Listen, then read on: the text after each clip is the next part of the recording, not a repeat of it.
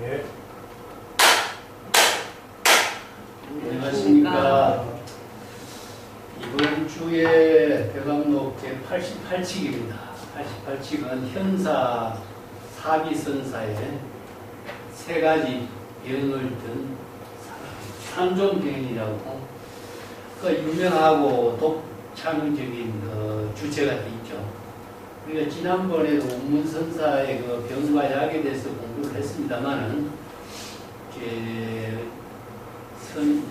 선불교는 전부 다 중생들의 신병을 중심으로 해서 설법하는 내용들이 많죠.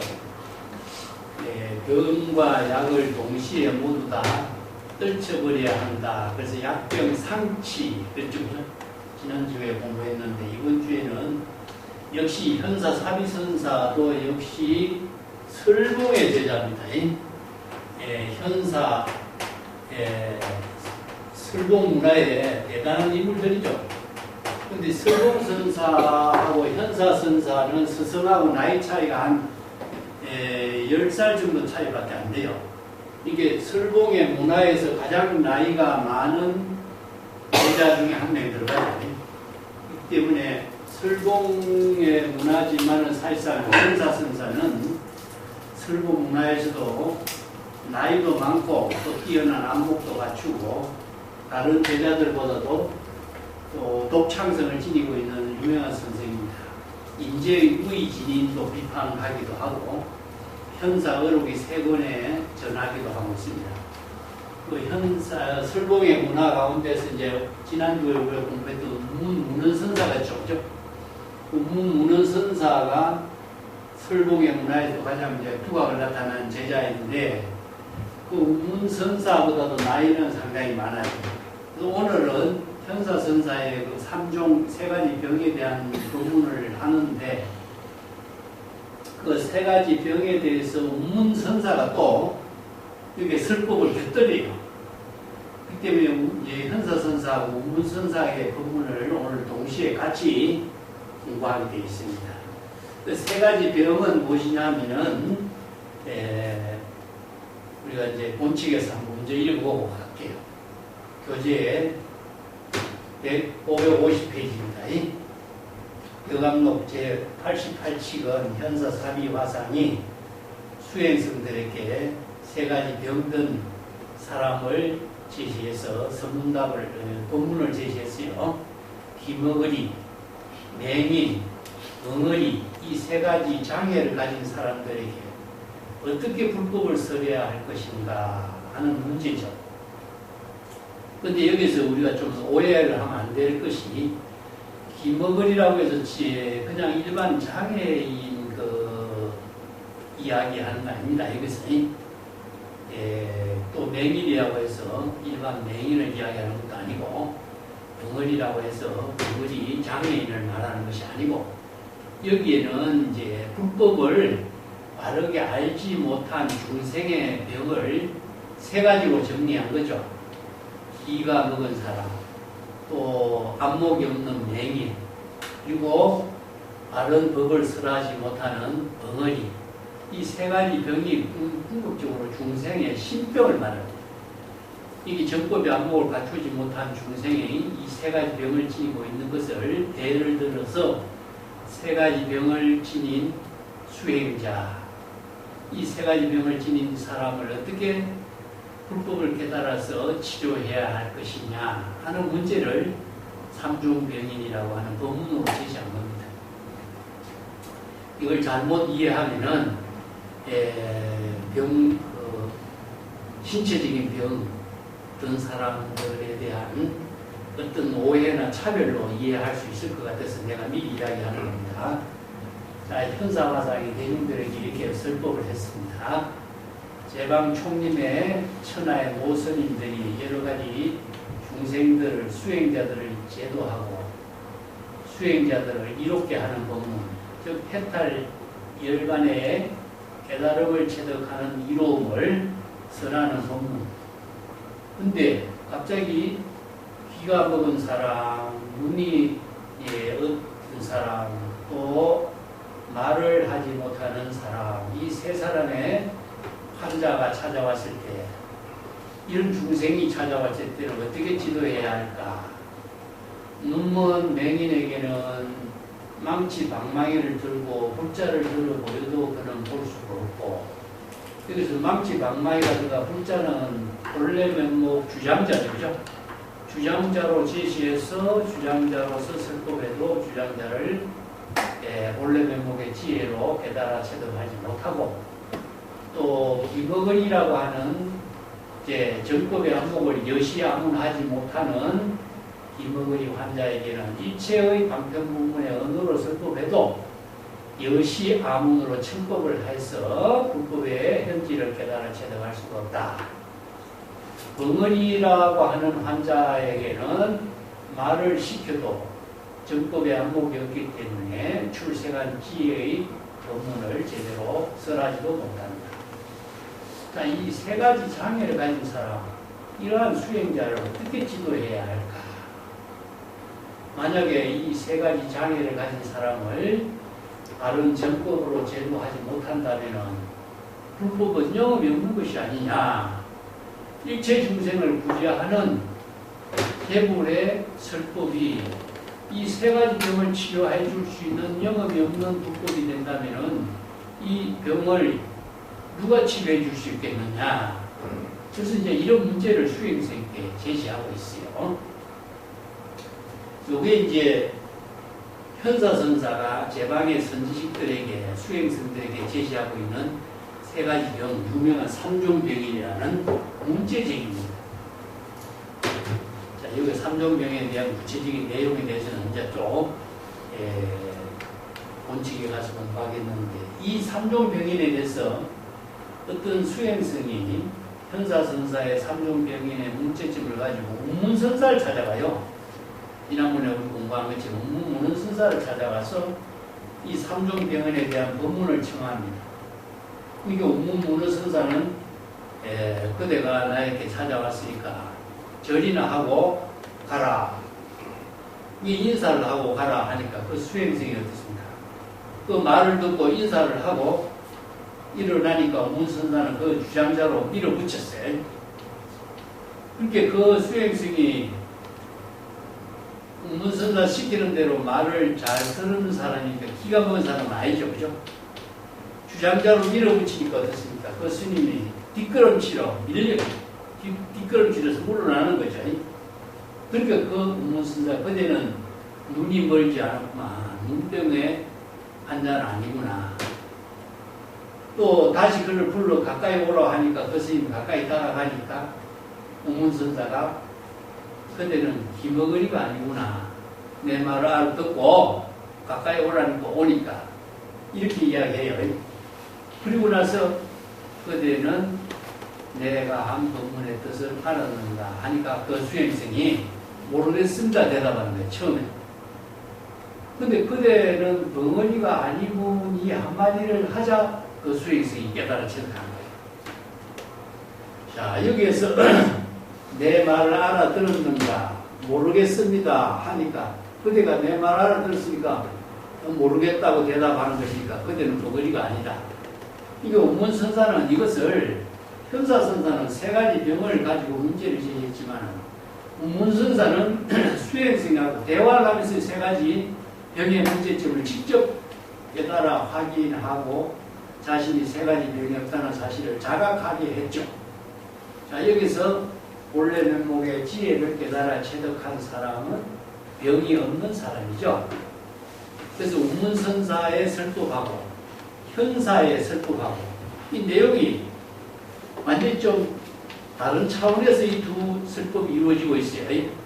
그래서 현사선사는 법문만을 제시했는데 운문선사는 직접 수행성과의 대화를 통해서 삼종병인의 본질풍강을 깨닫도록 설법한 것이죠. 그래서 이 두 가지 법문을 통해서 볼 때에 현사선사가 세 가지 삼종병인의 법문은, 자, 여기 기머거리라든가 또 아니면은 맹인이라든가 아니면은 벙어리라든가 하는 말은 사실상 장애인을 갖고 하는 말이 아니고 불법에 대한 정법의 안목을 갖추지 못한 기가 먹은 사람, 또 맹인, 안목이 없는 사람, 또 정법을 선하고 청법을 하지 못하는 엉언이, 이 세 가지를 말할 때 결국 중생의 신병을 이야기하는 거죠. 그래서 이 세 가지 삼종병인을 갖고 현사선사가 설법한 이 법문이 천하의 수행성들에게 굉장히 유명하게 알려졌어요. 그래서 많은 선생들이 현사선사 법문을 가지고 설법도 하고, 그게 독자적인 개송으로 또 응답한 이런 법문들도 많고 그렇습니다. 그래서 오늘 그 가운데 이제 몇 가지 중요한 거 하고, 또 이 법문에 대해서 벽암록에서 설두중현 선사가 이 공안을 문제로 제시해서 수행생들에게 안목을 점검할 수 있도록 깨달아 제대할 수 있는 문제를 제시해서 바른 법문을 개송으로 설법을 했습니다. 그래서 이제 여기에 여러 가지 법문을 다 같이 공부할 수 있는 시간이 됐죠. 여기서 맨 첫 번째는 문선사의 설법을 이제 본측에서 우리가 공부할 수 있었고, 두 번째는 수시 법문으로서 어느 uk건선사 법문을 또 할 수가 있고, 또 개성을 통해서는 설두중현선사의 법문을 우리가 공부할 수가 있습니다. 오늘 같이 현사의 삼종병인에 대해서 공부해 보겠습니다. 현사선사는 지금 복건성이라고 하는데, 우리나라에서 보면 중국의 천주 지방인데 복건성 지방의 현사원이라고 하는 사찰의 수행성들을 모아서 지도했던 사비선사입니다. 그래서 이제 현사 사비종일선사인데, 원래 현사선사인데 사비라고 해요. 현사 사비. 현사 사비종일선사 이렇게 됩니다. 현사산에서 활약한 사비종일선사가 원래 이름이에요. 그래서 설봉의 제자로, 우리가 앞에서 벽암록 22층에서도 설봉의 그 유명한 별비사 독사 이야기가 나왔죠. 그래서 남산에 독사가 있는데 그들은 조심해야 된다. 그때 설봉의 제자 가운데 3명이 등장해요. 4명이 등장하는데 3명이 누구냐면 장경선사, 그 다음에 운문선사, 현사선사, 3사람이 등장해서 그 법문에, 설봉의 법문에 응답을 해서 나왔죠. 근데 설봉이 망성이 어디로 갔는가? 그게 얼음이 물이 되어 되도록 간 것과 같습니다. 그게 어떤 수행성이 돌아가셨을 때 이 망성이 어디로 갔는가 질문을 던져요. 사람 죽고 나서 그 수행성이 어디라는 무척이라 그러죠. 그죠? 가는 곳이 없죠.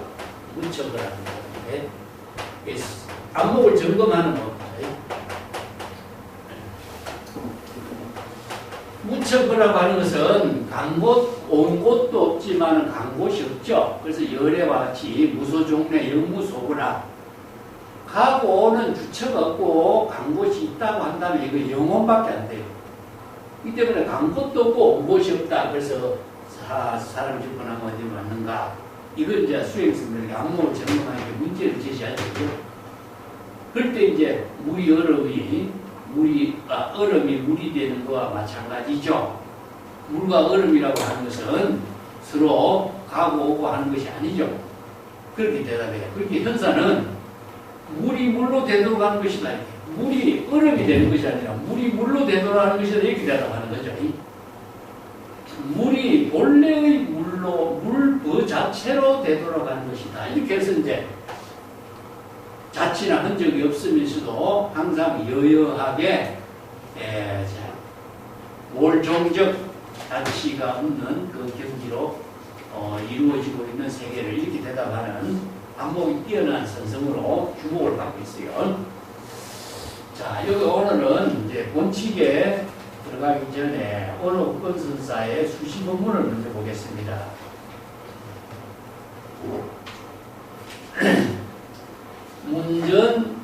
문정시설이란 말이죠. 문정시설하고 인미심담이라고 하는 이 두 구절은 중국의 그 유명한 선생들의 법문에서 자주 언급하고 있죠. 우리가 종용록에 보면 협산선사의 발초참여, 말진경부. 자, 여기에서 이제 중생심의 번대만경을 자각하고 본래의 진여 자성을 깨달아 체득하는 거예요. 우리 견성성불을 발진경불이라 그래요. 발진경불.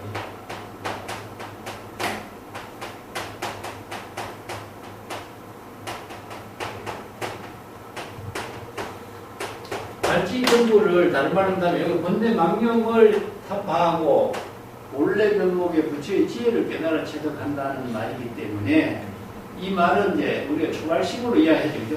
어떤 수행성이 협상선사에게 발진경불, 초발식으로 정각을 이루고 견성성불을 이룰 때는 어떤 경지입니까? 이렇게 질문하니까 곧바로 칼을 휘두르라. 칼을 휘두르라는 것은 칼을 휘두른다는 것은 무엇이냐? 깨달음의 경지에 머물지 마라. 깨달음의 경지에서 한 걸음 더 나아가서 바로 자기 공부사의 지혜로운 삶을 이루도록 해라.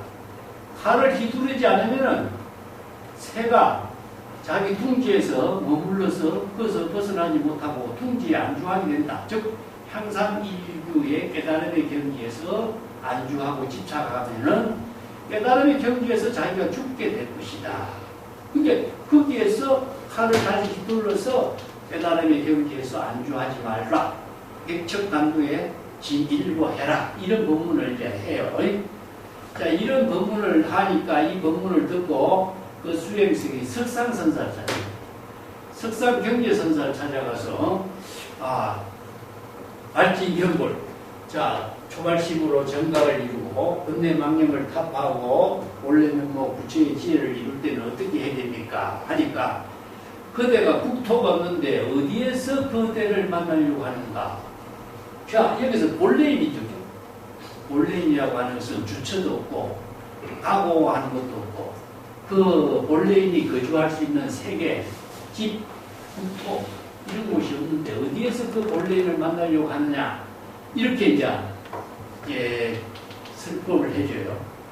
그래서 그 수행성이 다시 현산선사를 찾아가고 내가 석상경제선사를 찾아가니까 석상경제선사가 똑같은 질문, 발족차면 자, 견성성불하고 발심수행에서 깨달음의 경지를 이룬 입장에서 스님 어떻게 생각하십니까? 이렇게 질문하니까 그 안주할 수 있는 깨달음의 세계, 정토, 그게 본래 면목에 주처가 없는데 어디에서 머문다고 할 것이냐 이렇게 대답하더라 하니까 해산선사가 여기다가 문정성시에는 문정성시란 말은 무엇이냐 하면은 자, 여기 문 앞에서 시설이니까 문 밖에 나가서 방편법문을 제시하는 걸 문정시설이라고 해요.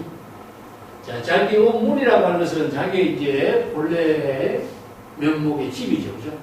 본래 면목의 집에서 집 밖에서 방편법문으로서 시설을 하는 것, 방편법문을 제시하는 것 이런 의미거든요. 자, 문 밖에서 방편법문을 제시하는 것은 노인네만 못한 나만 못하지만은 임리신다. 자, 여기서 임리라고 하는 것은 바로 진여입법이죠. 그죠? 그 본래인은 주처도 없고 국토도 없는데 어디에서 그거를 만나려고 하느냐. 이것은 뭐냐? 그 본래인에 대한 문제를 중심으로 해서 본래인에 대한 깨달음의 경지를 이루려고 하는 세계를 임리라고 해요. 그래서 입이라고 하는 것은 불이법문이죠. 그죠? 진여 입법을 깨달아 체득하는 깊은 담론에 대해서는 나보다도 더 뛰어나다. 이렇게 평가를 해요. heb산선사가, 석상경제선사가. 그래서 이 두 문제가 하나는 방편시설이고 하나는 진여본성의 진여법성을 깨달아 체득하는 본론을 해요. 그래서 이 두 문제를 갖고 하나는 진여본성을 깨달아 체득하고 방편의 지혜를 펼치는 것. 이게 이제 이체가 돼야 되거든요. 그걸 지금 하나는 나누어서 이야기하고 있어요. 자, 문정시설, 방편시설로서 문전에서 방편 부분을 쓰라는 것은 여기에서는 자, 이렇게 파이 작사며 둘을 쪼개고 셋으로 나누고 이게 둘로 쪼개고 셋으로 나눈다라고 하는 것은요 수행자의 근기에 따라서 다양한 방편 법문을 학인들에게 제시할 수 있는 능력을 갖춘 것을 말이에요. 그 하나만 가지고 수행성을 제접한다는 것은 방편의 지혜가 부족한 거죠. 이게 방편 시설로, 방편 법문으로 수행자에게 제시할 수 있는 능력은 두 개로 나누기도 하고 셋으로 나누기도 하고 중생의 근기에 맞서 이게 응기전문이라고 하거든요. 방편 시설은 응기전문이에요.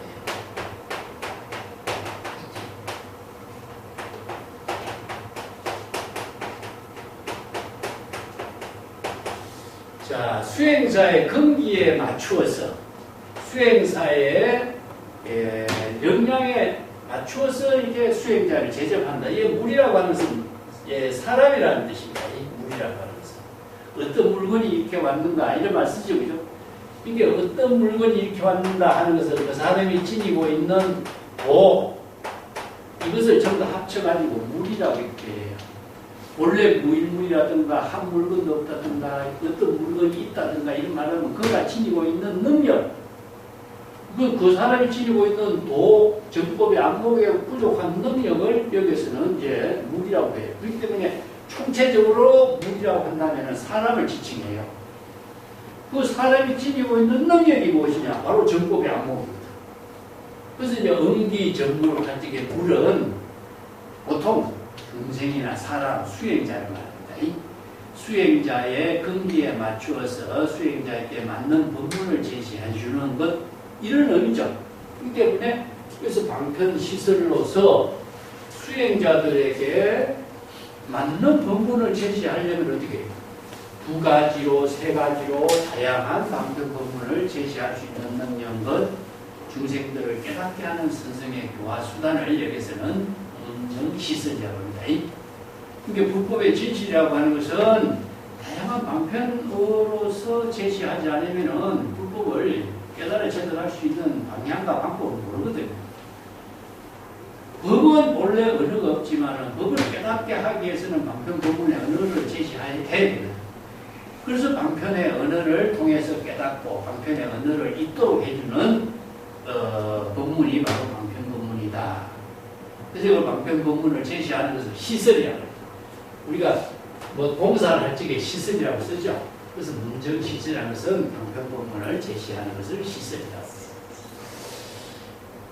그래서 열반의 문이라든가 해탈의 문이라든가 무문간의 문이라든가 모든 게 다 문을 통해서 해탈 열반의 경지를 이루고 재불의 경지를 깨달아 체득할 수 있으니까 문을 통과할 수 있도록 해주는 것이 무엇이냐? 바로 문으로 들어가는 길을 안내하는 거거든. 그래서 이제 대문으로 들어갈 수 있는 길을 시설 제시해 주는 것, 이게 방편 법문이다. 이런 의미로 문정 시설은 방편 법문을 말합니다. 그래서 방편 시설의 법문은 둘로 쪼개고 셋으로 나누어 제시하고 있다. 이것은 왜?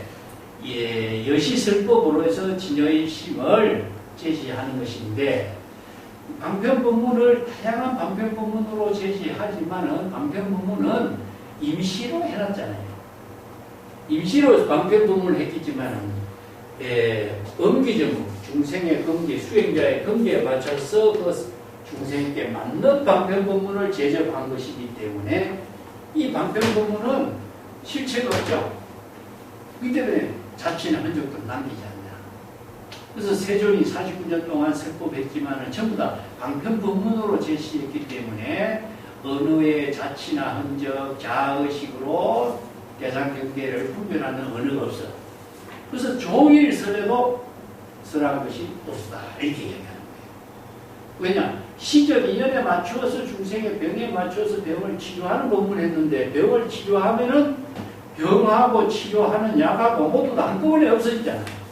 우리가 지난 시간에 공부한 것처럼 약병상치, 병하고 치료하는 약하고 이걸 모두 다 한꺼번에 다 자체 흔적이 없어야 되는 거니까 우리가 49년 동안 설법에도 한 글자도 남기지 않았다. 설하지 않았다. 그래서 종일 설해도 설한 것이 아니다. 이런 말을 그래서 하는 거죠. 그 다음에 임리신당은 아까 그랬지만은 우리가 달마의 이입 사행론 할 적에 이입과 행임을 이야기합니다. 이입이라는 것은 깨달아 체득하는 것인데 이 2번 다른 말 하자면 이적 도노요 이런 말입니다.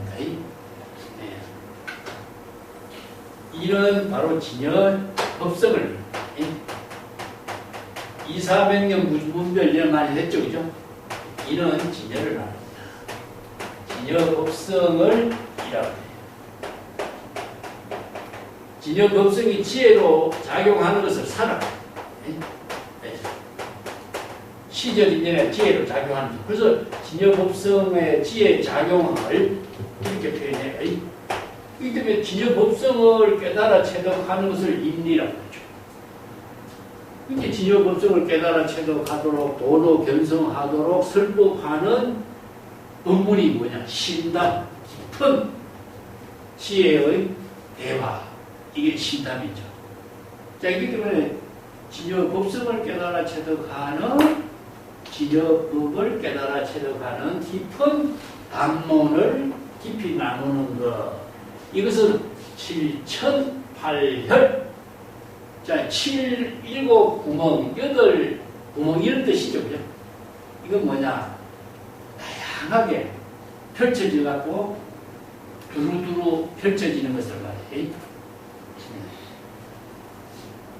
진여 일심이 둘로 세서 나누어서 설법하고 우유, 근곤, 천하, 태평, 천하, 만물로 제법 실상법이 다양하게 제시됐지만 이것이 또 방편법문으로 제시한 내용하고 법성을 깨달아 체득한 경지는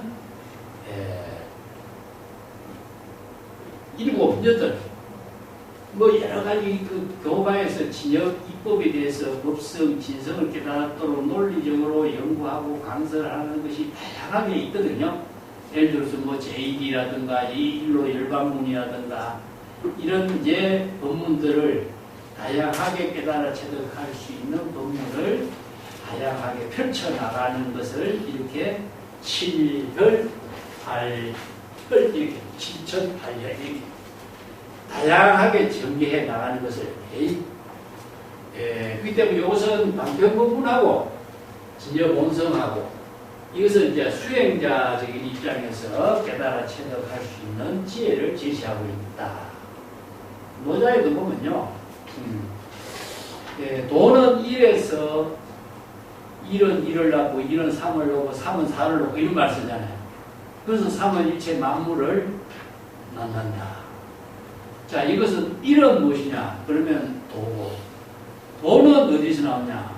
무명에서 나와.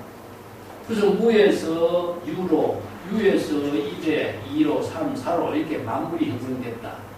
이것은 이제 도는 원래 아무것도 없는 텅 빈 실체가 없는 것이지만 진여 본성은 아무것도 없지만 진여 본성이 방편의 지혜로서 천지, 우주, 만물로 다양한 방편의 언어를 통해서 천지, 만물이 지혜로 생성, 양육하게 되는 그 과정을 이야기하거든요. 그 불교의 방편문도 그래. 진여는 법계의 일상이라 하나이지만은 진여법을 방편법문으로 둘로 나누고 또 개정의 사막으로 나오고 사성제로 나오고 팔정도로 나오고 12년도로 나누고 수없이 많은 다양한 방편법문으로서 진여법을 설하게 되거든요. 그래서 이제 진여법이 다양한 방편법문으로서 84,000의 법문이 전국 천하에 두루두루 구석구석 미치지 않는 곳이 없는 것이다. 이걸 이제 법계의 온 진여일심의 지혜로 이루어지는 세계를 바로 법계 일상이라고 했죠. 이렇게 이제 불교의 여러 가지 가르침이 자, 근본은 하나이지만은 근본이 다양한 방편의 지혜로 또 방편의 지혜가 다양한 설법으로 수없이 많은 사람들에게 성계의 지혜를 제시할 수 있도록 했다. 그래서 달마대가 중국에 왔을 적에 일화계 오엽이라고 했죠. 그죠? 일화계 오엽.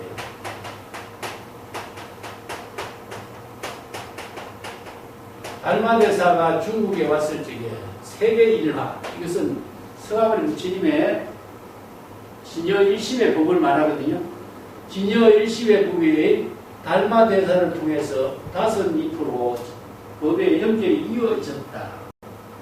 6조 해내기까지 연결된 거죠. 그죠? 이렇게 이제 끊임없이 수없이 많은 사람들에 의해서 방편의 지혜로 5가 7종으로 이렇게 펼쳐진 그런 경지를 7, 8 이런 방편전으로 전개된 걸 말합니다.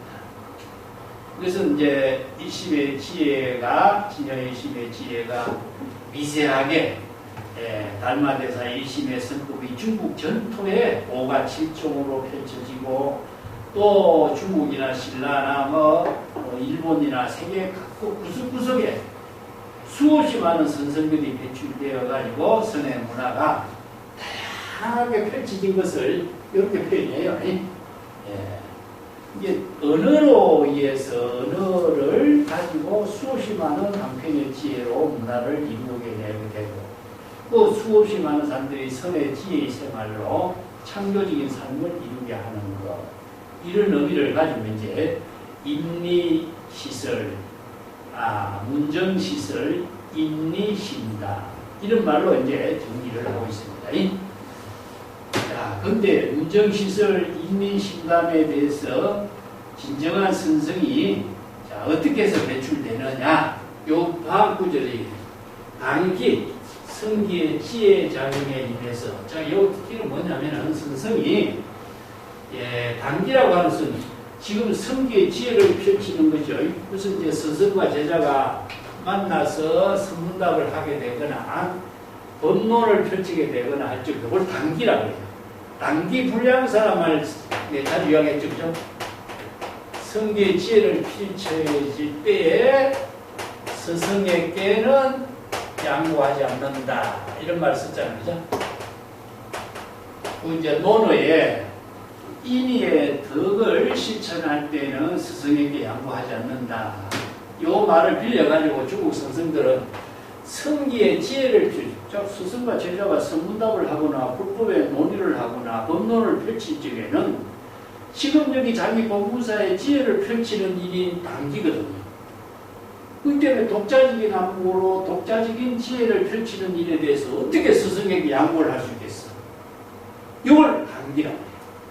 스승에게 선문답을 펼치고 도를 탐구하는 성기의 지혜로 도담을 나눌 적에는 이걸 보점이라고 해요. 점검을, 이건 7번자거든요. 두드리째 점검을 하는 것. 격세. 자, 여기서 성기의 지혜를 스승과 선문답을 통해서 점검을 서로 나누게 되는 것을 운을 두드린다 이런 말 쓰거든요. 우리가 고자라고 하는 말은요, 고문하다랑 마찬가지라.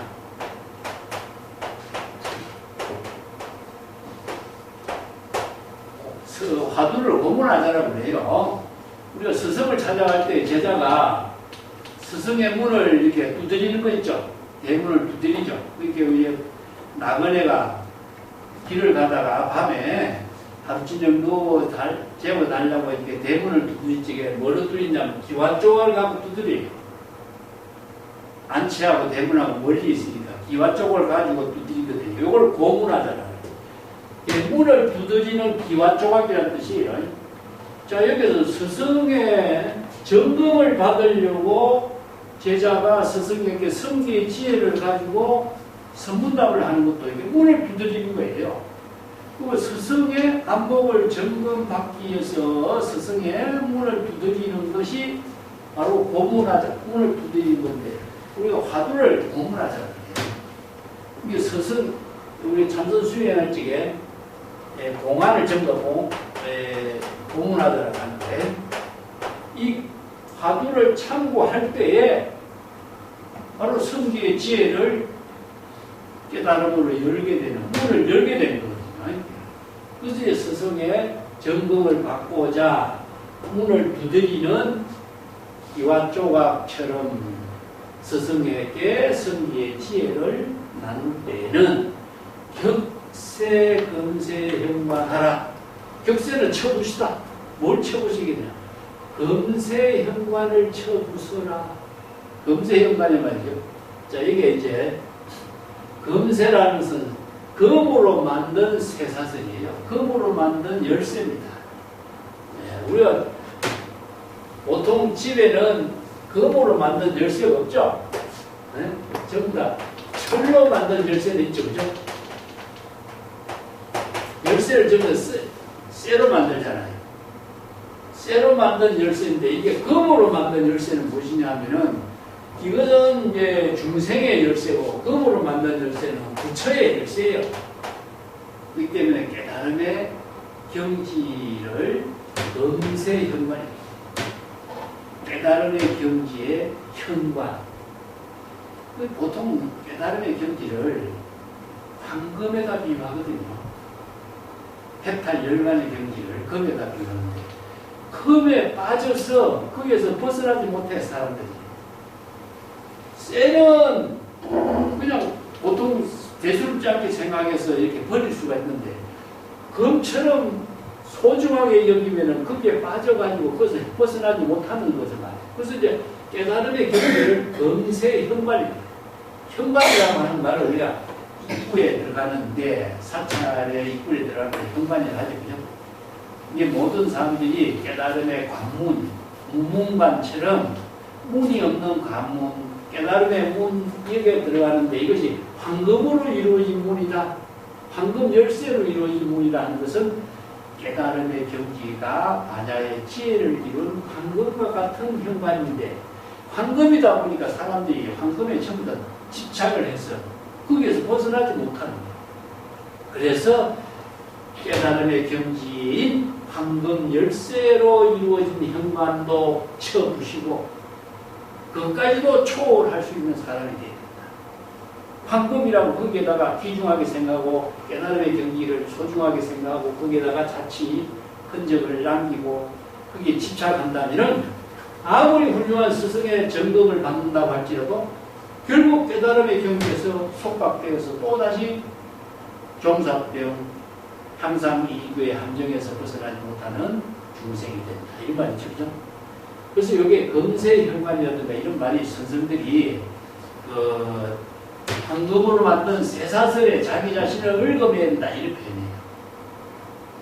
황금이니까 얼마나 소중하게 생각해요. 그래서 거기에서 죽음, 자신이 수행한 모든 힘이 스스로 얽어맨 쇠사슬에 자신이 중생심에 타락하게 된다. 그래서 중생심의 미혹을 여기에 황금의 쇠사슬에다 비유합니다. 예. 병과 약이라든가 진실과 거짓이라든가 깨달음과 미혹이라든가 이것을 동시에 다 날려야지 아무리 귀하다고 해서 향상의 깨달음에 안주한다면은 종사병에 걸리고 성병, 공병 환자가 된다. 그래서 이 선언에 출입하는데 이걸 현관이라고 하는데 그 현관은 깨달음에 이르는 관문이다. 이런 말이죠. 그리고 거령 이행의 직덕 소종 멸종하라. 자, 여기에 거령이라는 것은 여기에 정법의 법령을 말해요. 정법에 의거해서 수행을 해야 된다. 이 말이거든요. 우리가 불교 수행은 여기에 명령이라고 하는데 이 정법의 명령입니다.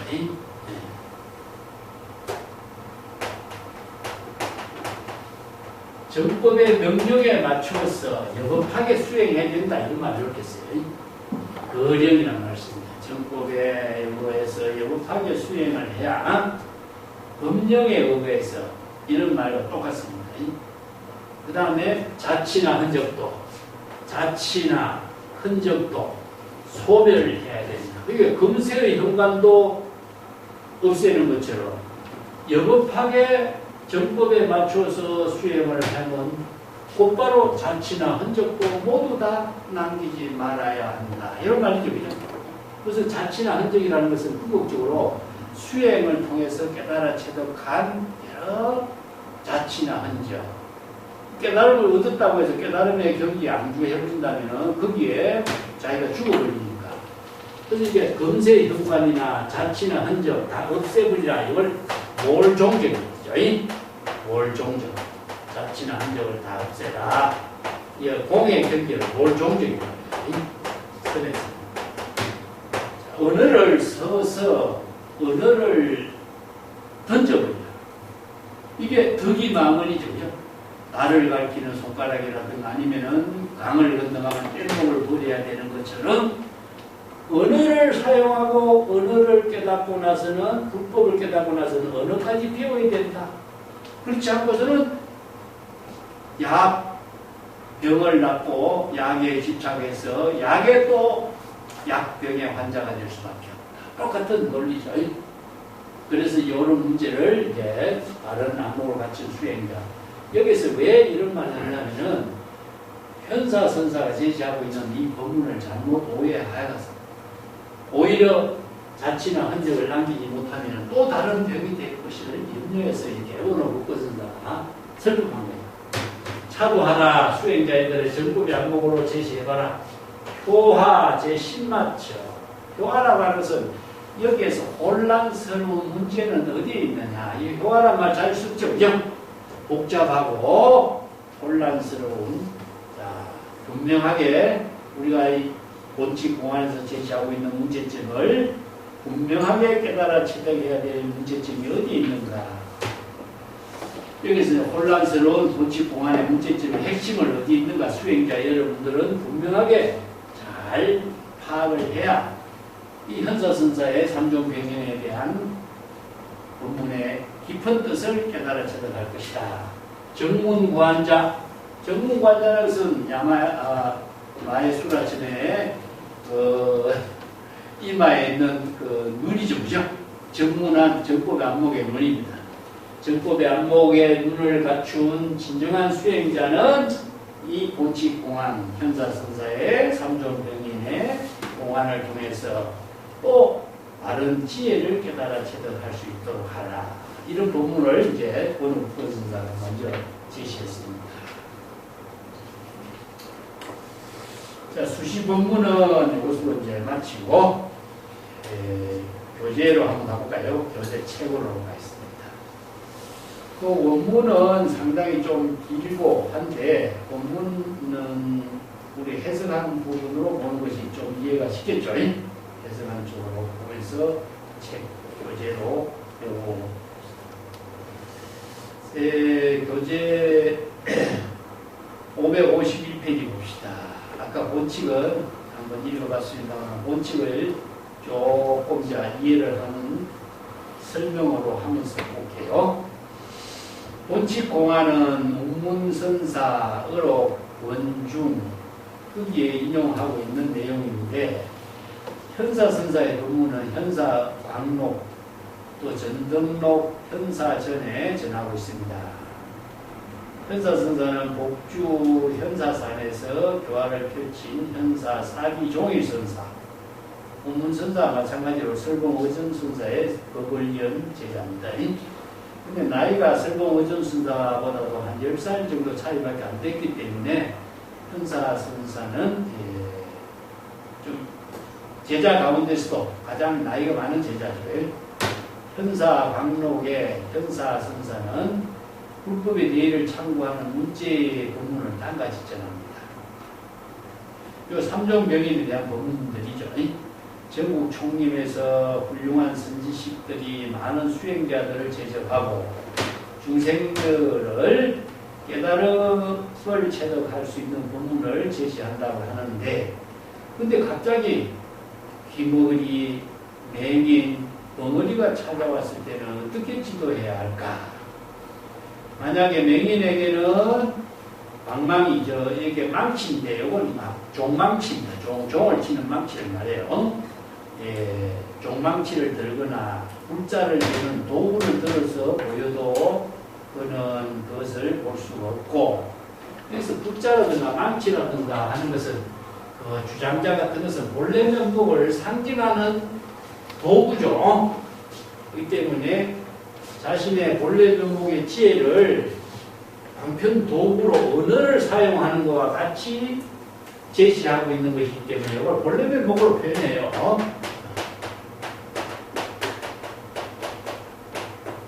본래 면목은 진여유식의 지혜이기 때문에 주장자라든가 아니면은 불자라든가 아니면은 죽비라든가 이것을 전부 다 도구라고 해요. 도구. 수행선들이 사용하고 있는 도구인데 이 도구는 방편 도구거든요. 방편도구입니다. 지혜를 제시하고 있는 방편도구인데, 자, 주장자라든가, 이것도 도구지만은, 그럼 언어도 도구죠. 그 언어를 가지고 본래 면목의 지혜를 제시한 것이냐. 본래 면목은 뭐냐? 바로, 마음이죠. 우리들의 마음이. 마음으로 주장자를 언어로 가지고 지금 정법을 제시해서 지혜로 작용하는 그 정법을 깨닫도록 제시하는 것이니까 도구는 주장자나 글자나 죽비나 언어나 문자나 전부 다 마찬가지죠. 그래서 이제 주장자를 가지고 제시해 주는데 눈으로 볼 수 있는 도구가 뭐냐? 바로 이게 글자나 주장자다. 방편 도구를 제시하는 거죠. 그 선생들이 설법을 이렇게 말합니다. 또한 기머거리는 어떠한 말로 설법을 해도 들을 수가 없고 기머거리는 말을 해도 말을 시켜도 말을 하지 못했기 때문에 불법을 이해할 수도 못한다. 자, 여기 세 가지 병이 이제 3종 병인데 첫 번째는 그 맹인이죠, 그죠? 맹인. 또 농한, 엉어리. 자, 요거는 보지 못하는 거지 말이죠. 사물을 보지 못하는 거죠. 요거는 듣지 못하는 거죠. 요거는 말하지 못하는 거죠. 그죠? 자, 요건 이제 사물을 보고 듣고 말하고 하는 것에 의해서 우리들은 지혜를 이루려 하고 지혜를 깨달음으로 펼치는데 오늘 어라볼까?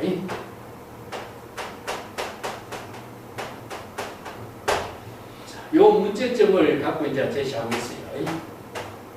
자, 여기에서 바르게 보지 못하고, 바르게 듣지 못하고, 바르게 말하지 못한다. 이런 의미죠. 여기 이제 노자에 있는 말하고 연결되어 있는데 세 가지 때문에 나중에도 설명하겠습니다만,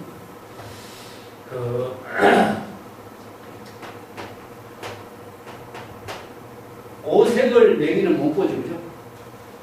네. 그 다음에 오업을 기는 들을 수가 없고, 또 오비를 덩어리는 맛볼 수가 없다. 자, 이런 표현이 이제 나와요. 이게 노자에서. 또 불교에서는 일색이 있고 일음이 있고 일미가 있겠죠.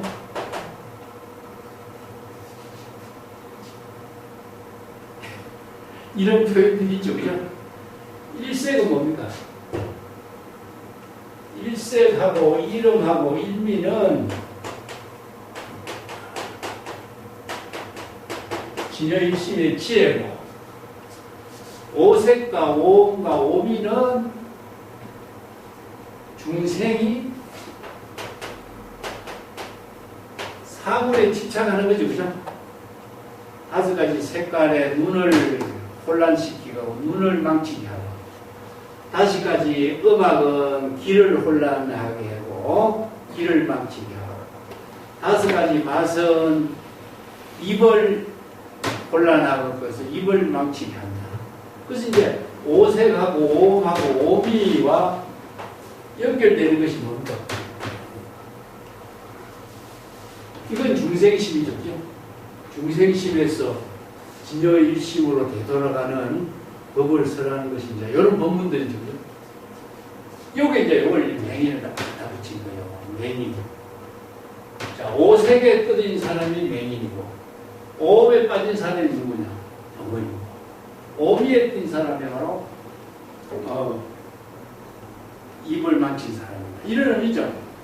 그래서 오늘 3가지 병은 제대로 진실을 바로 보지 못하고 진실을 바로 듣지 못하고 진실을 바르게 말할 수도 없는 사람.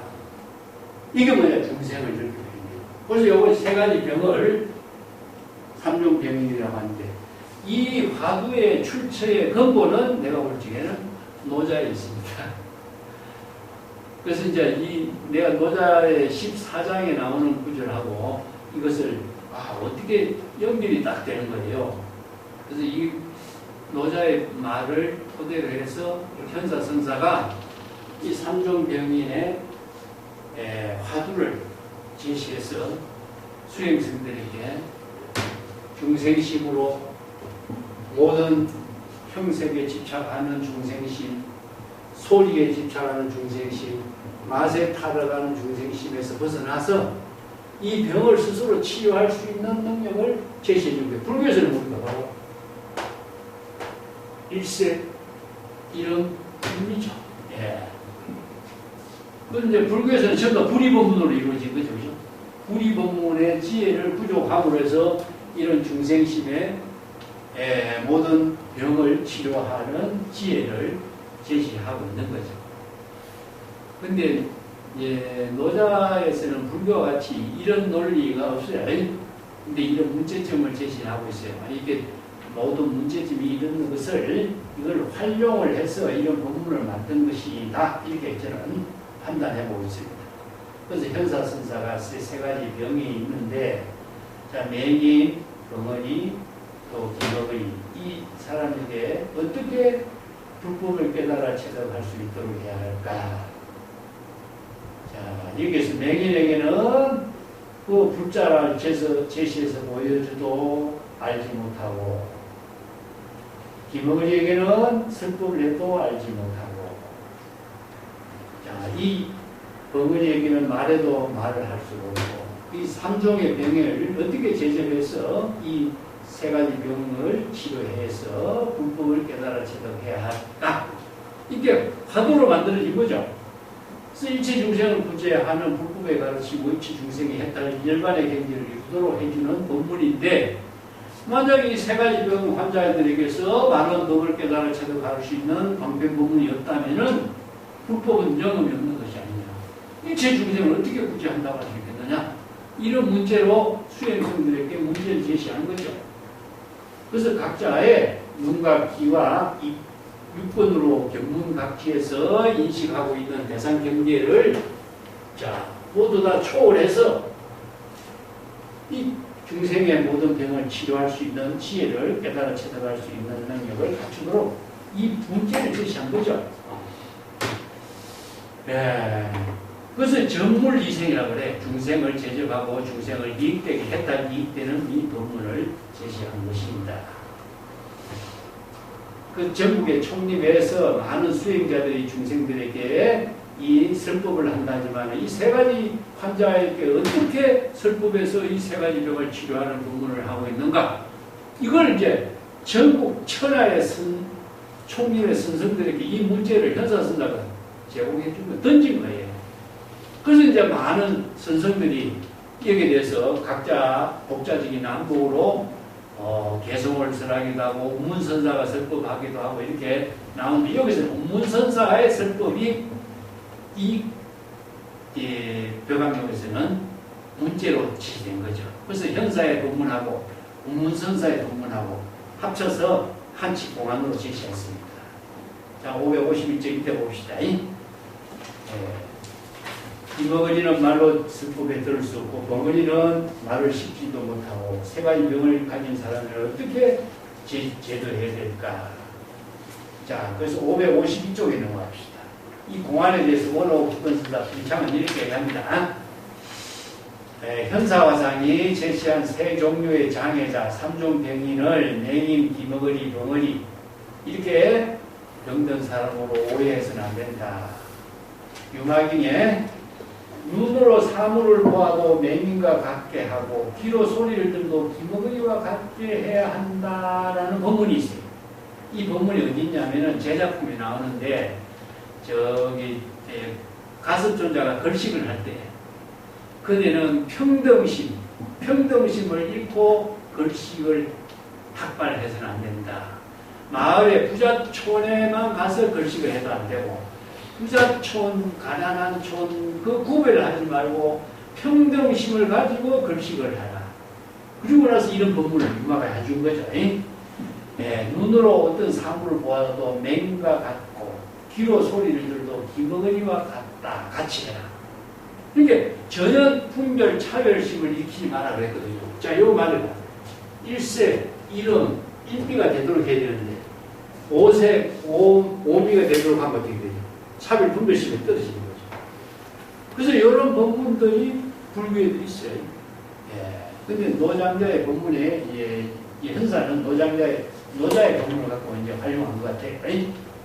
근데 이제 유명한 중국의 장사선사는 눈으로 사물을 보지 못하고, 귀로는 소리 듣지 못하고, 문수보살은 눈으로 보고, 관세음보살은 귀를 틀어막는다. 이렇게 응답을 하고 있어요. 그래서 여기에 눈으로 보아도 맹인 같고, 귀로 들어도 기머리와 같아야 된다. 자, 이렇게 해야만 현사화상의 법문과 어긋나지 않을 것이다.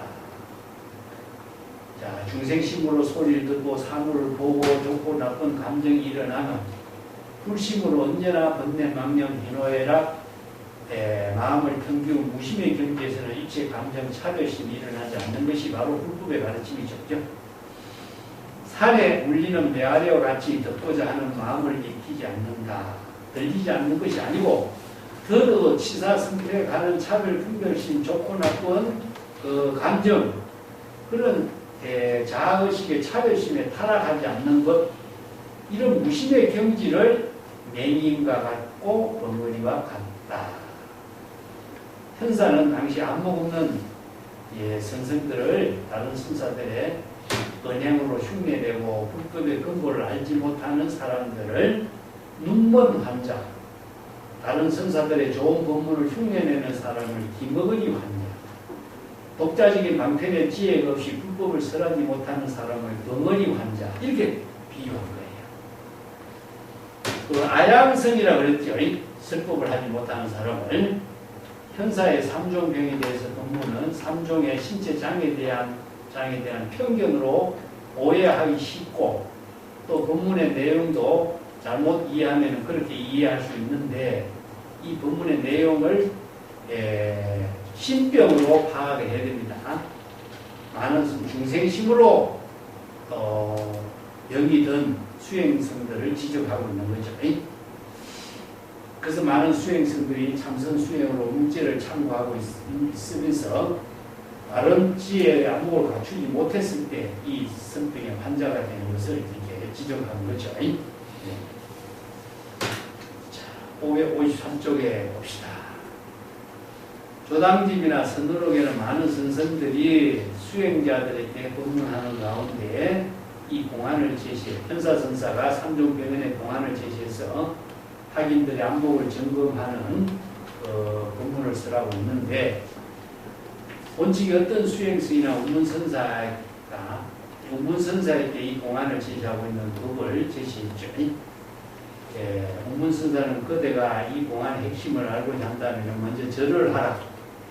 그러니까 그 수행승이 시키는 대로 공손히 절을 했죠. 그러니까 원어는 바람이 부는 대로 풀이 쏠린다. 남이 시키는 대로 따라하는 한심한 사람이다. 이런 의미죠. 처음에 안목이 없으니까.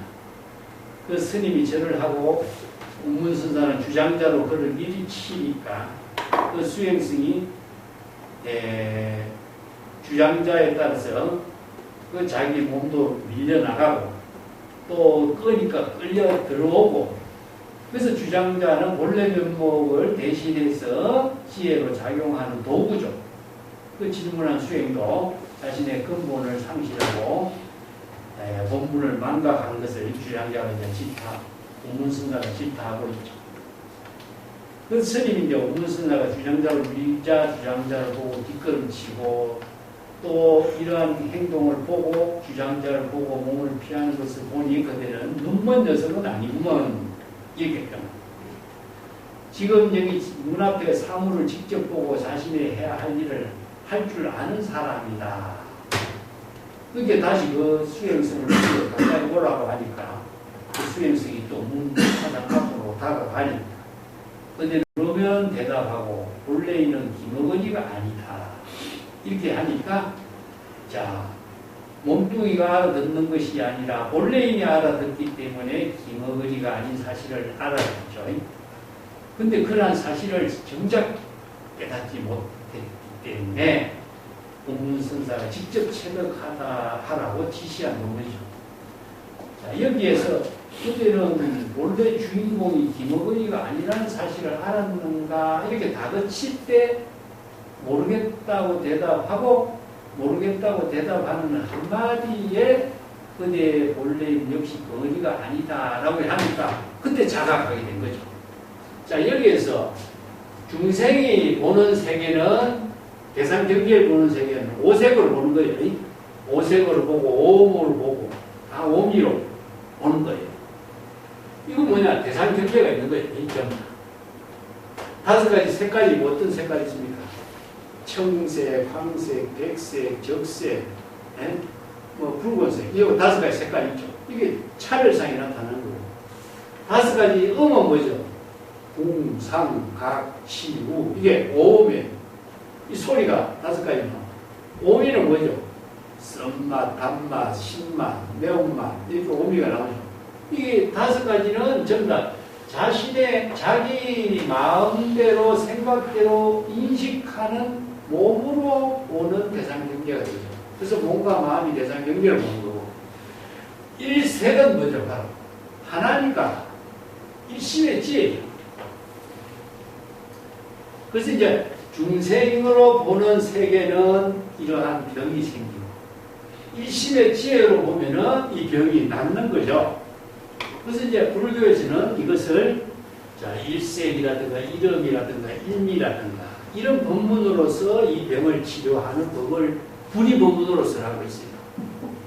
다섯 가지나 여섯 가지나 뭐 수없이 많은 차별 분별심으로 일어나는 중생의 색깔, 소리, 맛은 전부 다 차별의 세계에 떨어진 거죠. 그래서 이 다섯 가지 병이 이렇게 맹인이 되고 덩어리가 되고 기머리가 되는 것이다. 그걸 삼종명인으로 정리한 거죠. 그래서 이 법문의 주제는 내가 노자의 이 법문을 주제로 하고 있다. 이렇게 볼 수가 있는 거죠. 그래서 이제 여기에 그 덩어리, 맹인 덩어리 아니면 눈먼 봉사 이 세 가지 병은 자기 본분사의 지혜를 실행하지 못한다면 불법은 영험이 없다. 그래서 나한 개친선사 같은 사람도 눈과 귀와 육근의 작용이 없으니 어떻게 그런 제접하겠는가. 큰 소리는 소리가 없고 소리가 끊어진 것은 소리가 색깔이 끊어진 것은 무색이고 그 미묘한 설법은 무설이고 설법이란 말이 없는 거 소리가 없다는 표현하죠. 근데 이걸 이제 불교에서는 허공에다 봅니다. 허공은 심력 허공이죠. 마음의 작용은 허공과 같이 일체의 모든 자치가 흔적도 없죠. 근데 큰 소리가 소리의 흔적과 자치가 없고 큰 모양도 보이지 않는 대상 경계고 큰 것은 기퉁이 없고 노자에도 그런 말이 나오잖아요. 대성은 큰 소리는 소리고 큰 모양은 형상이고 이것은 뭐냐? 온 우주 그 자체가 하나의 모양과 형상과 소리이기 때문에 그것을 대상으로 보이지 않는 거죠. 이걸 불교에서는 법계 일상이다. 법계가 하나로 이루어진 세계에는 그 모든 것이 하나로 이루어진 가운데 소리나 모양과 형색이 다 있는데 그것을 다섯 가지나 여섯 가지로 나누어서 볼 적에는 대상 경계가 따로따로 보이지만 큰 하나로 볼 적에는 형상이 대상이 없는 거죠. 그래서 이제 진여는 법계 일상이라고 해요. 이 법계의 하나로 이루어진 가운데 이루어진 세계가 바로 이미 이런 일색이다. 이런 표현을 합니다. 천지동건 만물일체라든가 이런 말을 갖고 이제 사용하기도 하는데, 마음은 그분과 같다. 이체의 모든 것이 대상 경계가 텅 비어서 없기 때문에 그것을 대상 경계로 찾으려고 해도 볼 수가 없고, 대상 경계로 들으려고 해도 들을 수가 없고, 그래서 대의 희성이라든가 이런 말씀입니다. 그래서 노자 같은 분은 이런 말 쓰는 건 대단하죠, 그죠? 오음에다가 대의 희성이다.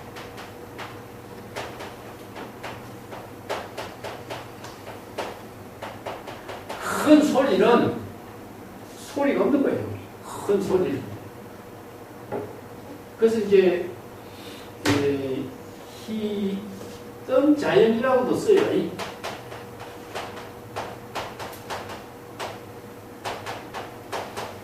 자연의 소리는 소리의 흔적이 없는 거예요. 그러니까 온 소리가 바로 본래 그대로의 소리라는 의미죠. 그래서 이런 표현들이, 불교의 사상하고 법계 일상의 경지에서 서라는 법문하고 모자에서 서라는 법문하고, 이게 자연 그 자체의 입장에서 서라고 있는 법문의 내용이 어찌 이렇게 닮았을까? 우리 금강경에 야기색교나 이 음성부화 하잖아요. 그죠? 형상과 모양의 모든 것이 다 초월된 경지, 견문각지를 초월한 경지거든요. 그 때문에 그 소리가 다 법계와 하나로 이루어진 세계는 우리 귀로 들리는 소리가 아니라는 거죠. 그렇지만 그 소리가 법계로 하나로 이루어진 소리로 울리는 것을 바로 법음이다.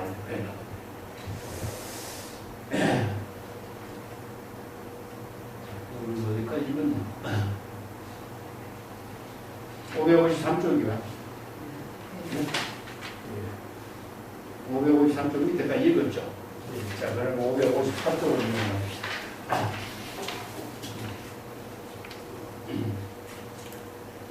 운문하상이 하는 말을 알아듣고 그 수행성에 하는 행동은 문문 장진도 김어근이도 버근이도 아니죠. 이렇게 운문선사는 지도를 했는데, 운문선사의 그 지도를 받고 이 수행성이 깨닫고 이 공안을 읽는 많은 사람들이 그 현사의 삼종경인의 공안을 일상생활에서 국도의 대의를 깨닫고 지혜를 이룰 수 있는 주인공이 되도록 이 법문을 제시했다. 그래서 운문선사의 법문을 여기 이제 제시한 것 같아요. 현사의 삼종병인은 자기 자신이 아니라 그 병을 지닌 다른 사람으로 가정해서 문제를 객관적으로 이해하려고 했다. 그래서 운문하상이 방문한 이 수행성도 삼종병인이 객관적인 대상으로 설정해서 질문하고 있지만은 마음밖을 향해서 깨달음 진실을 추구하는 사람은 외도죠. 전부 다 불교는 지금 여기 자신의 당면에 지혜를 이루게 하고 깨달음을 이루게 하고 안목을 열게 하는 부분이지, 남의 이야기는 자기에게 서문답에서는 의미가 없는 것이니까. 그래서 참선공부는 지금 여기 자기 본분사입니다. 생사망념에 해탈을 하고 본분사의 지혜를 이루도록 하고 삼종병을 치료하고 정법의 안목을 부족하는 이유로 삼종병의 지혜를 제어하는 법문입니다. 그런 말이죠. 그죠? 장자에도 보면은, 이런 법문들하고 비슷한 내용이 있는데, 노자의 12장 이런 말이 있어요. 5가지 색깔은 사람의 눈을 맹인으로 만들고, 5가지 소리는 사람의 귀를 멍어리로 만들고, 5가지 맛은 사람들의 입을 혼란스럽게 만든다. 그렇기 때문에 이 5가지 색깔의 맛하고 소리하고 그 중생이 여기에서 도를 이루지 못하니까 이 구멍을 막아야 된다. 이 구멍이라는 것은 뭐죠? 유권으로 작용하고 있는 7가지 구멍을 말해요. 이 장자에서 이야기하는 혼돈 같아요. 7가지 구멍을 막아라. 눈에 우리가 7가지 구멍이 있죠, 그죠? 눈 2개, 귀 2개, 코 2개, 입 하나, 7개의 구멍을 막고, 또 유권의 문을 닫아라. 폐물이다.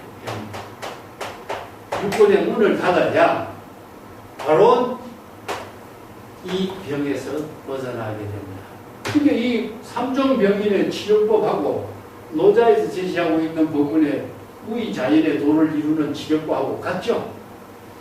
그래서 이 법문의 내용이 중국인들이 역시 노자라는 고전을 통해서 중국 사람들이 선생들도 이것을 응용해서 연설법한 경우가 많아요.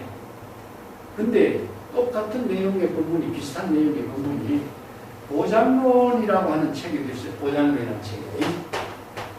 그래서 내가 이제 보장론을, 내 자료를 보다가 보장론하고 성교의 조론, 이게 성교의 작품으로 이게 같아가고 있지만 실은 성교의 작품은 아닙니다만은 보장론이라는 책에도 이게 같은 비슷한 내용을 그대로 기록하고 있어요. 야, 이 책이 노자라는 책이 중국의 선생들이나 불교인들도 다양한 자료로 활용하고 있다 하는 것을 알 수가 있습니다. 그 3가지 병의 또 독창적인 무엇이냐 하면은 3가지 원숭이 이야기가 있습니다.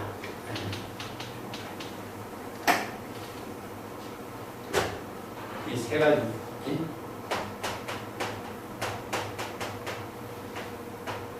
3마리 원숭이 인형인데, 이게 장자의 일본 사람이 쓴 책이 있어요. 일본 사람들이 쓴 책인데, 삼은 회심이라는 책이 있어요.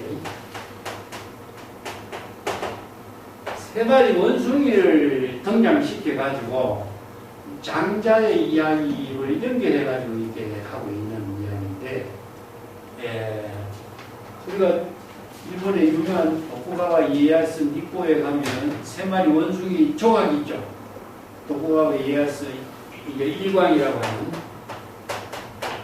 니꼬라고 하는데, 일광이라고 하는데, 도쿠가와 이에야스 사당이 있습니다. 사당에 가면은 그 사당 건물에 3마리 원숭이를 조각했는데, 그 조각이 이 책에 근거를 해서 조각을 해놨어요. 자, 눈 막고, 입 막고, 입을 막고,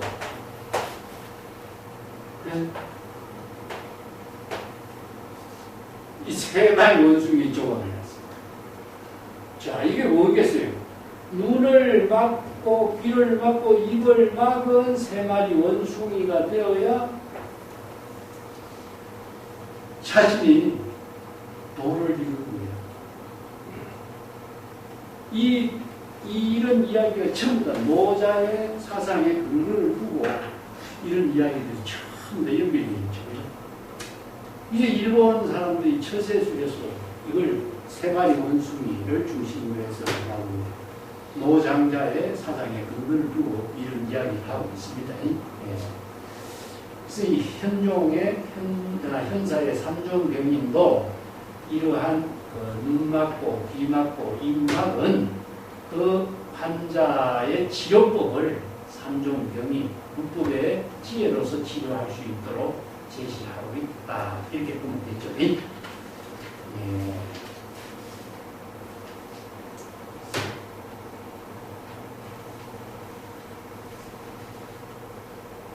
자, 배송을 한번 볼까요? 배송이 이제 또 설부중현 성사의 개송이 이 법문으로 또 주목을 끌고 있는 법문을 제시하고 있습니다.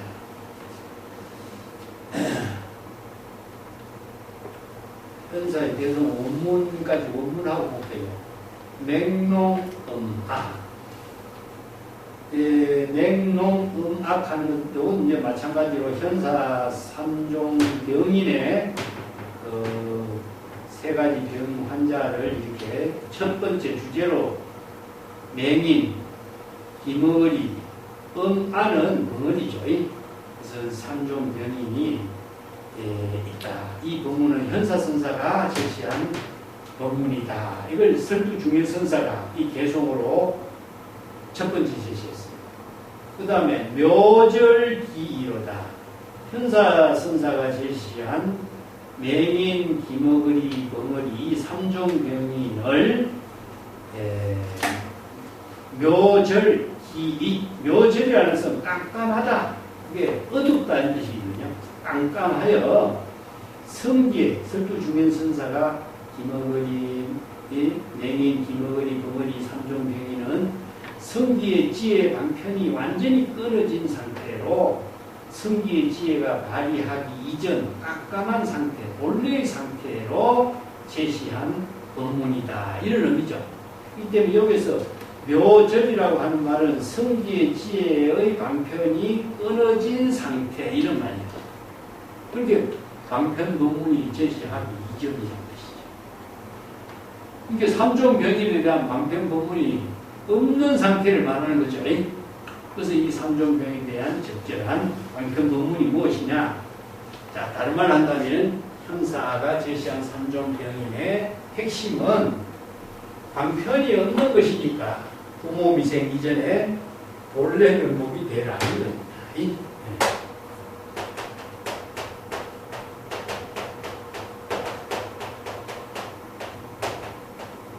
부모미생 이전에 본래 면목을 회복해야겠다. 이런 의미죠. 그리고 천지 기본적인 소식이다. 천지가 나누어지기 전의 소식이다.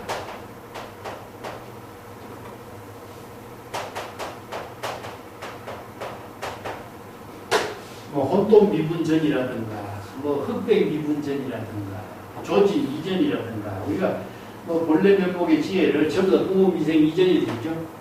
자, 천지, 부모 이런 차별적인 사고의 언어가 만들어지기 이전 이런 소식이다. 일체의 사량 분별을 초월한 경지이기 때문에 자 여기에 현사선사의 삼종병인의 법문은 어느 도단, 어느 문자를 접근할 수가 없어. 사량 분별, 또 심행처명, 중생심으로 접근할 수 없는 경지다.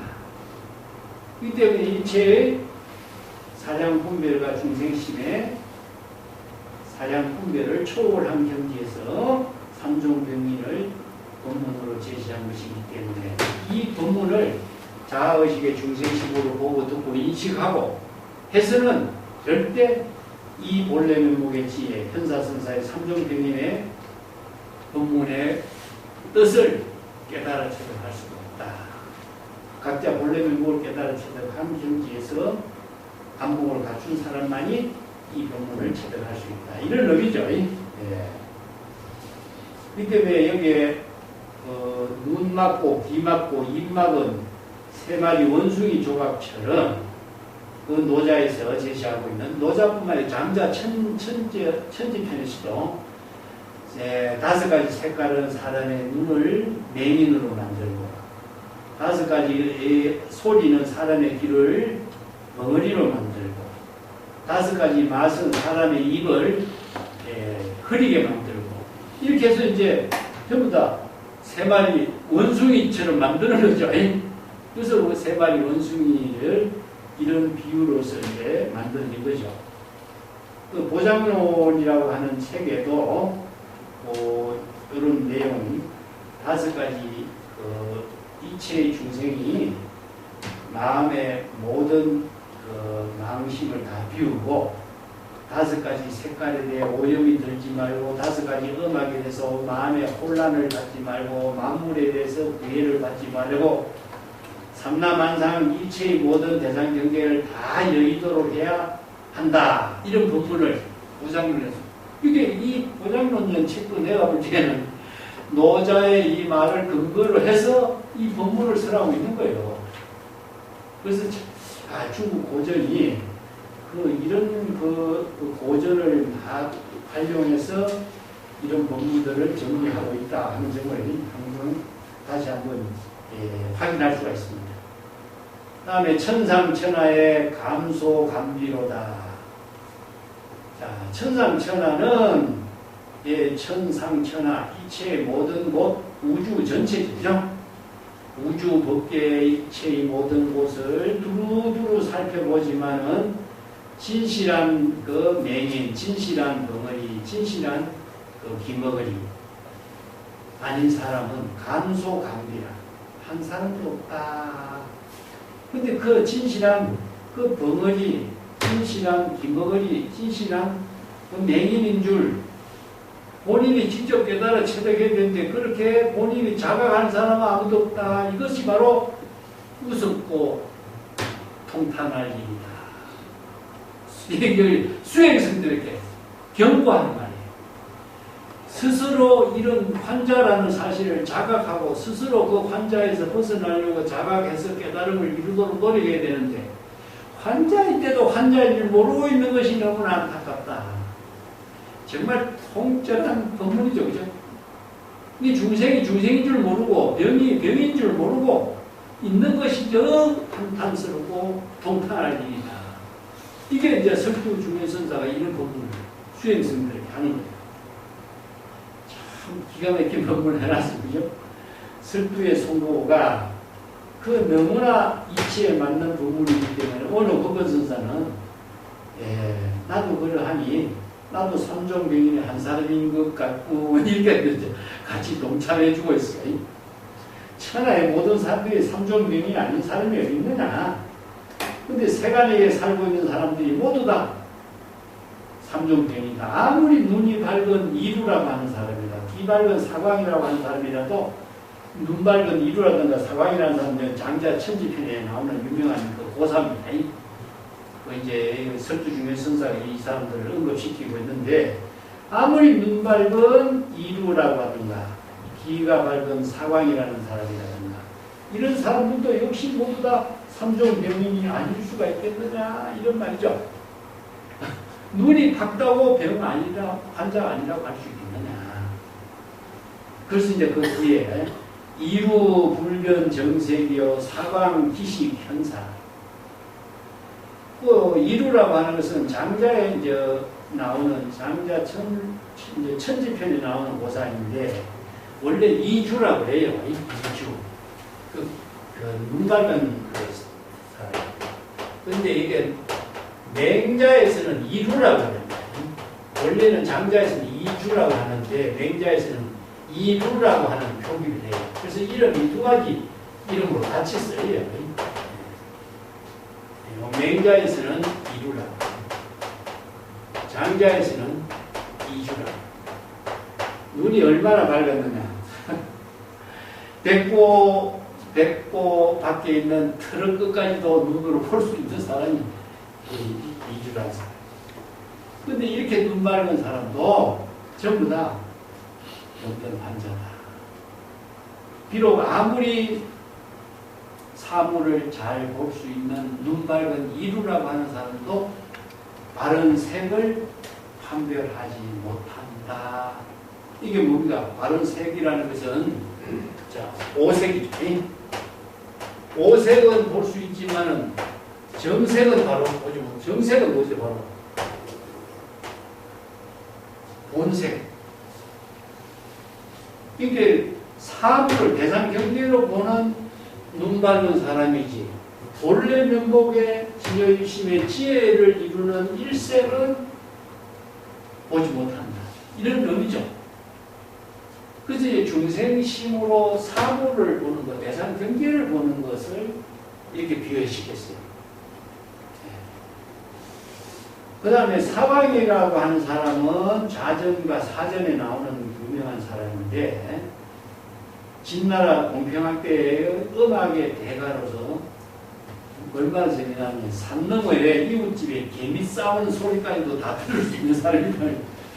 얼마나 귀가 밝았으면은 그 개미 싸우는 소리를 다 듣는다. 정말 중국 신들의 표현이 대단하죠, 그죠?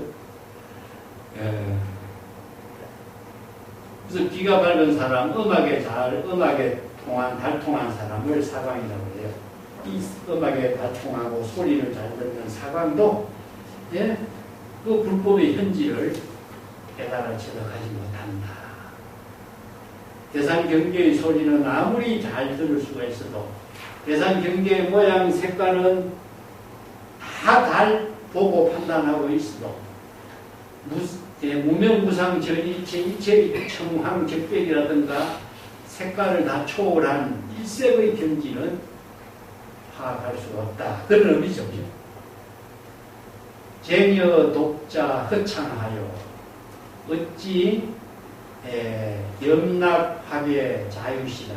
텅 빈 창가에 홀로 앉아서 시절 인연에 따라서 꽃이 낙엽이 지고 꽃이 피는 자연 그대로의 시절 인연을 보는 것만 같겠느냐.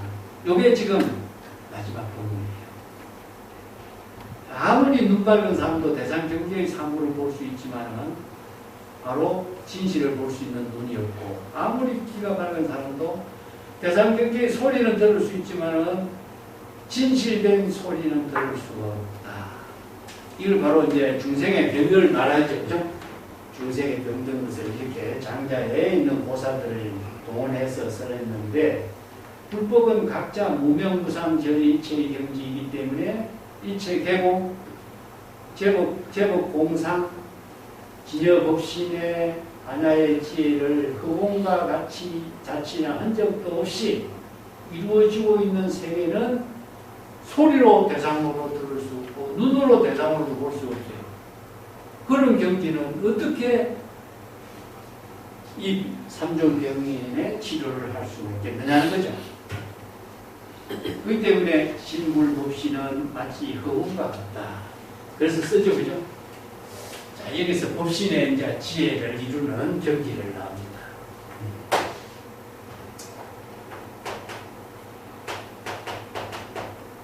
물진법신이다. 이 금강이 금강 물진법신 이거 허공이죠. 허공이라고 하는 말입니다. 시작. 불진법신이다. 이 법신, 진여법신은 법신, 신여허공 같은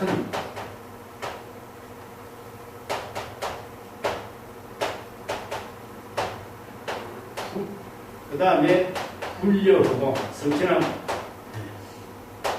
이제 부처나 마음이나 법신이나 전부 다 허공에다 비어있죠, 그죠? 허공에다 비어있습니다. 근데 여기에 설두중현선사는 홀로 창가에, 텅 빈 창가에 앉아서 바깥 세계를 이렇게 여실하고 여법하게 보는 것을 허공을 창으로 보는 거죠. 자, 허공 속에는 뭐가 있습니까? 허공 속에는 천지가 아니에요. 천지보다 먼저 우리가 일, 월, 성, 달, 태양, 달, 별, 천, 지, 만물, 수, 유, 하계, 온갖 만물들이 자연 법이로서 이루어지죠, 그죠? 그런데 마음, 부처, 법신의 지혜로서 허공 속에 이루어지고 있는 모든 만물을 창가에서 창문을 비춰서 바라보듯이 여법하고 여실하게 지금 보고 있는 세계다. 근데 여기서 보이는 대상이 대상으로 보이지 않고 거울에 나타난 모습과 같이 보입니다. 그래서 마음을 거울이다. 경중상이라. 거울 속에 나타난 모습처럼. 그래서 여기에 태양이, 내가 태양을 대상으로 보는 것이 아니라 태양이 허공 가운데에서 스스로 태양이 뜨거지고 또 만물이 스스로 자연 그대로 지난 흔적도 없이 작용하고 있는 실상을 내가 여실하게 보고 있습니다.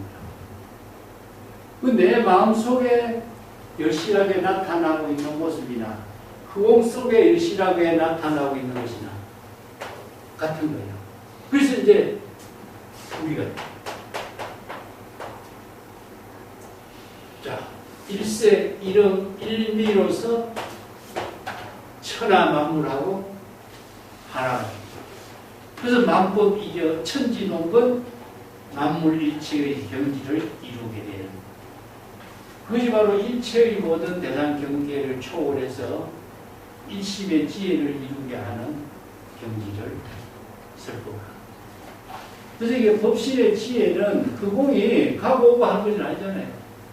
근데 여기에 모든 만물들이 시절 이념에 따라서 작용하고 있다는 사실입니다.